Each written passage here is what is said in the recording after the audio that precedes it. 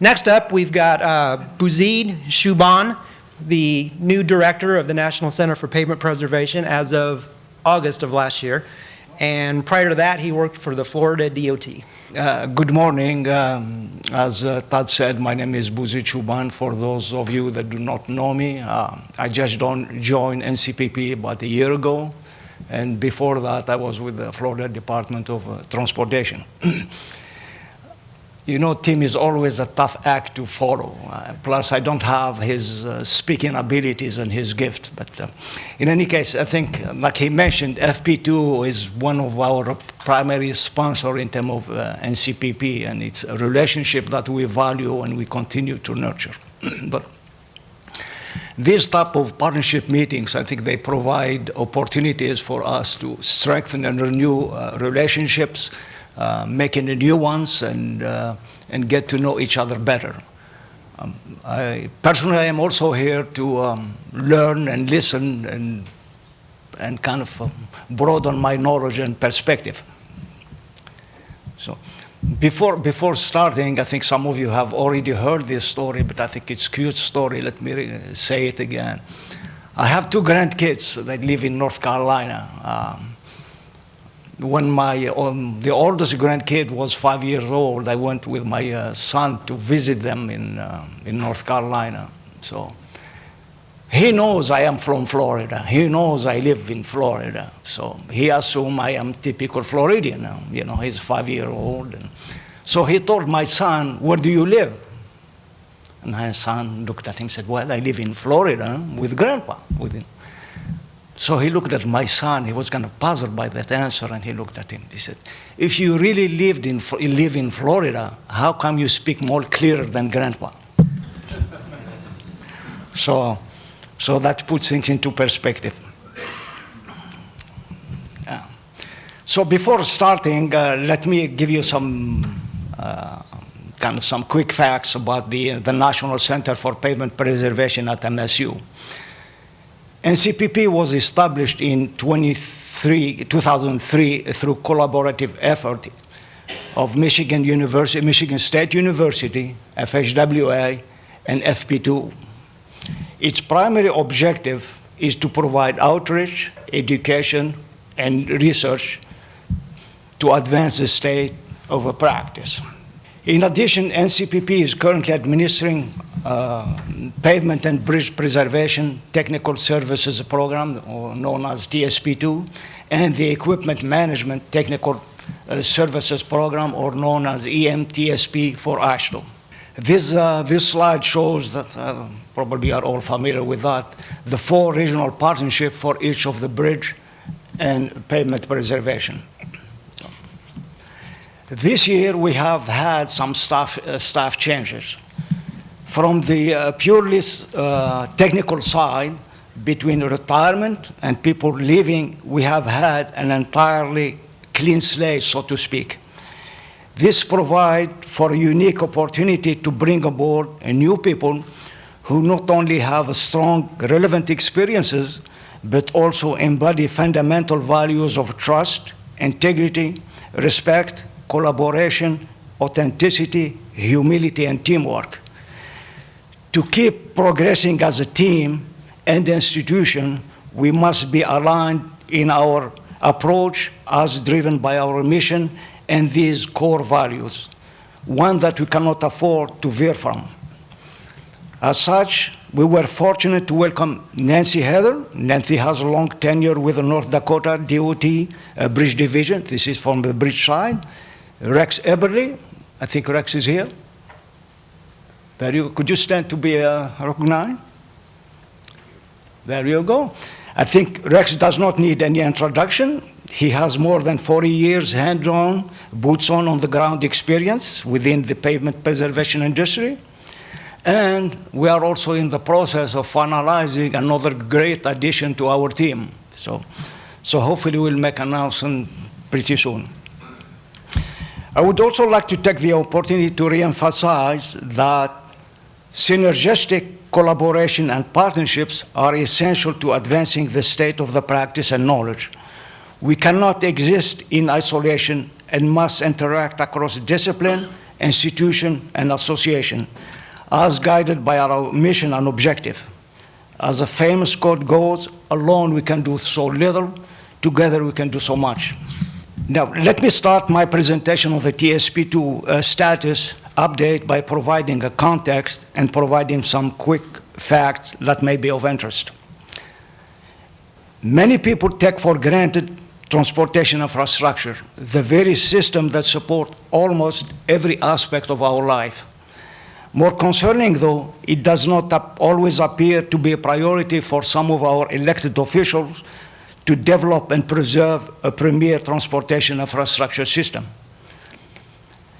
According to an older report from the House Committee on Transportation I read once, only 2% of the nation's gross domestic product is dedicated to infrastructure, while transportation infrastructure-related goods and services contributed about 9% of the nation's total GDP to the nation economy. It is the hope that the recent bipartisan infrastructure law will be the beginning of a paradigm shift. As you all know, transportation infrastructure is essential on an individual level to commute to work, obtain, deliver goods and services, with family and friends, travel for both leisure and work, etc. To further highlight transportation infrastructure is critical to individual, businesses, and the nation economy and mobility, let me share with you some statistics from the 2020 US DOT Transportation Statistics Annual Report. Our nation transportation system drives the economy, connecting close to 8 million business establishments with customers, suppliers, and workers. It served 327 million residents and 80 million foreign visitors. Transportation infrastructure is estimated at over $8 trillion in 2018. Public highways and streets accounted for the largest share at close to $4 trillion, while other publicly owned transportation such as airports, seaports, and transit structures are valued at $860 million. The national highway system consists of about 4.2 million center line miles, or 8.8 million lane miles, and 617,000 bridges. The national highway system includes interstate highways, as well as other roads important to the nation's economy, defense, and mobility.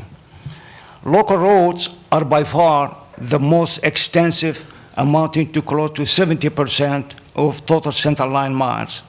However, interstate highways, which account for just over 1% of total system miles, handle more than 25% of the traffic volumes. Close to 274 million motor vehicles drove a total of more than 3 trillion miles. Commercial vehicles like trucks and buses accounted for 10% of the vehicle mile travel. Now, let me talk to you about the TSP2 program. As you all know, the TSP2 was initiated as an efficient means to disseminate information to AASHTO member agencies for preserving their highway infrastructure, including both pavement and bridges. Its principal mission is to serve as clearinghouse with comprehensive and up-to-date information on efficient and effective preservation measures that enhance highway performance and extend useful life. The ultimate end game is to advance the state of the practice and knowledge for preserving our nation infrastructure, transportation infrastructure. Now, why TSP2 and preservation? In this case, I might be preaching to the choir, but I think it does help to reinforce that. We have come to realize that the area of transportation infrastructure preservation is of tremendous importance to the interest of the nation and its economy. And this is for a number of reasons. There is a fundamental need to preserve the transportation asset, as I mentioned, that's valued at over $8 trillion.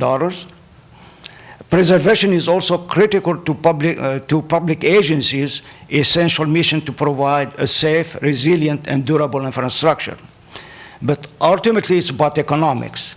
There is a number of tangible and quantifiable economic benefit associated with preservation, including significant reduction in construction and management costs, fewer traffic delays and negative impact on traveling public, time efficiency and cost effectiveness to optimize and get longer service life out of existing infrastructure. Finally, and not least, it is in comparison better for the environment as well. It typically uses up to 80% less of natural non-renewable resources, and according to a recent Rutgers University study, extending pavement life through preservation strategies can reduce greenhouse gases by up to 2%. In addition, with the implementation of performance measures through the MAP 21 and the FAST Act, states are held accountable for the condition of their transportation infrastructure. This type of accountability represents an incentive for agency to adopt a preservation program, as it is undeniably the most cost-effective approach to improve and maintain the state of good network condition. Finally, in light of the bipartisan infrastructure law, the need to preserve our investment and ensure resilient transportation infrastructure has never been greater. To put the TSP activity in context, the last couple of years have been a trying time for all of us. The pandemic has certainly impacted and redefined our normalcy, but it has also been an opportunity for all of us to prove our resilience and dedication to the mission we all share to advance the state of the practice and knowledge. So we all have learned and adjusted and responded accordingly based on the specific circumstances, needs, and information of the time. In terms of work activities and accomplishment, we set to address a number of strategic objectives and goals related to exchange of information, implementation of proven preservation practices, training and education, research and innovation, and support and administrative services. As we talked earlier, regional partnerships play a significant role in facilitating the exchange of information. These meetings provide a forum for TSP2 partnership members to stay current and gain knowledge, perspective, and information from exchange of ideas and interaction with attendees from other local and state agencies, industry, academia, and FHWA. It is also a forum where attendees can develop, renew, and strengthen their professional relationships and widen their professional contacts. So we have continued to facilitate the monthly virtual meetings, as well as organizing in-person regional meetings for each of the regional partnerships. These are the 4 regional partnerships I mentioned about. As part of the partnership meetings we held last May of 2021, a virtual national preservation conference over the course of a week.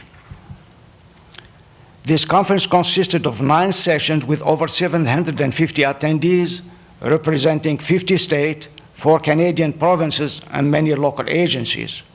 We also conducted throughout the year 7 training webinars on bridge preservation with over 300 attendees. In addition, in the fall of 21, we resumed in-person meetings. We had 2 in-person regional bridge conferences, the first one in Arkansas and the second one in Arizona. We also held 1 virtual meeting. This year, we had in-person regional partnership meeting. So far, I think 5. There were 3-4 bridges. There were the Northeast in June 15 to 17 in Harrisburg, Pennsylvania. The Western regional meeting was held in August 9th to the 11th in Boise, Idaho, and the Southeast regional meeting was held August 30th to September 1st in North Carolina. For the pavement, we had the Northeast regional meeting in Portsmouth, New Hampshire, May 3rd to the 5th, and the Southeast meeting was held in Jekyll Island, Georgia, March 20th to the 30th. To continue with the outreach and dissemination of information on the bridge side, we initiated a page on LinkedIn, for sharing upcoming meeting and other preservation-related events and happenings. We are also working to enhance the TSP website, including page layout, as well as content and relevant links. We also produced and published a blog that includes interviews and discussion with different bridge preservation practitioners.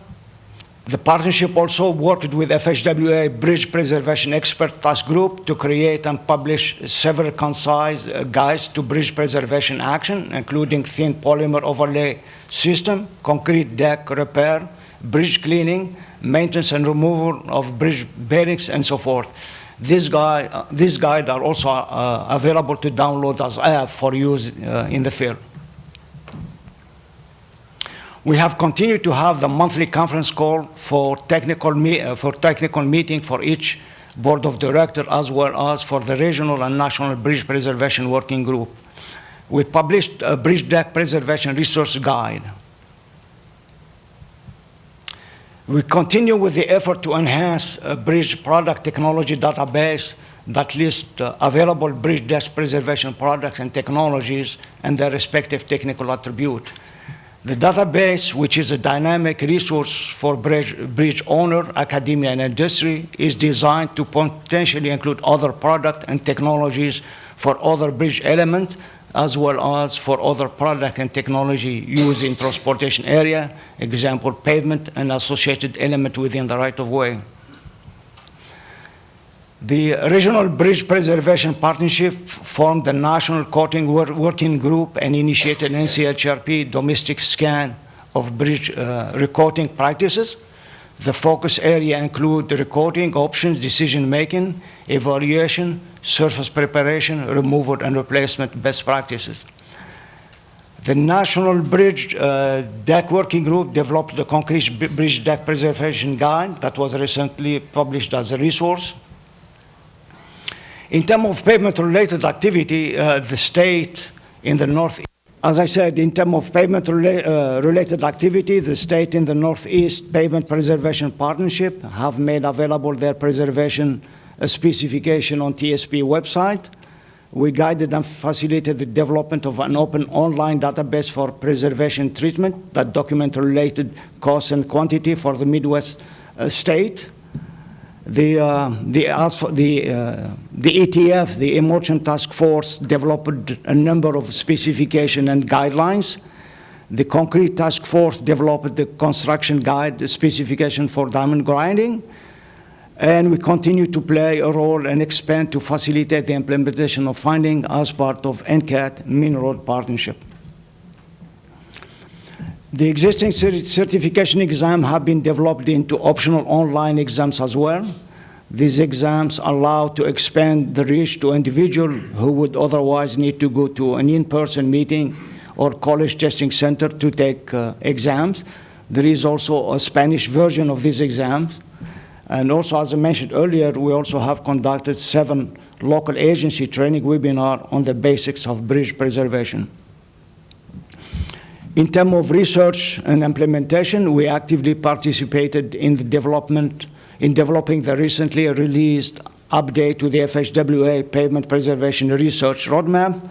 We were awarded an NCHRP project for the implementation of the ETF developed specification for chip seal, microsurfacing, and fog seal. And the subject project include also training and series of demonstration project. There is a pool fund study for the 12 state that the intent is to improve bridge element deterioration rate for better forecasting and management of the bridge condition. And also we started another project that deals with the practices of sealers for concrete decks that facilitate the information and collecting the information regarding the current practices. In terms of future plans and activities, one of our overarching objective, as you know, is to continue to work together to ensure that the mission of TSP2 program is effectively and efficiently achieved.